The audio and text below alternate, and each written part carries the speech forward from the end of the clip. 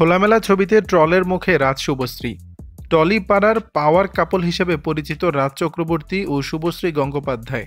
তাদের প্রেম রীতিমতো ঈর্ষায় ফেলবে অন্যান্য তারকা দম্পতিদের। একদিকে যখন টলিপাড়ার ডিভোর্স বিচ্ছেদের ছড়াছড়ি, সেই জায়গায় দাঁড়িয়ে রাজ শুভশ্রীর ভালোবাসা দেখলে চোখ জুড়িয়ে যাবে। দুই সন্তানের মা বাবা হওয়া সত্ত্বেও তাদের ভালোবাসায় কিন্তু কোনো কমতি নেই।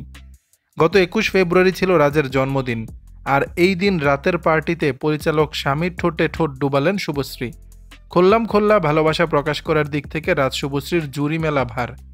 নিজেদের সোশ্যাল মিডিয়া পেজে লিপকিসের একাধিক ছবি তারা পোস্ট করে থাকেন, জানিয়ে ট্রল সমালোচনা কম হয় না। এবারেও তার ব্যতিক্রম হলো না। রাজের বার্থডে নাইটে তারকা দম্পতি তাদের আরবানার বিলাসবহুল ফ্ল্যাটেই ছোট পার্টির আয়োজন করেছিলেন, আর সেখানেই দেখা গেল রাজ শুভশ্রীকে কালো রঙের ম্যাচিং পোশাকে।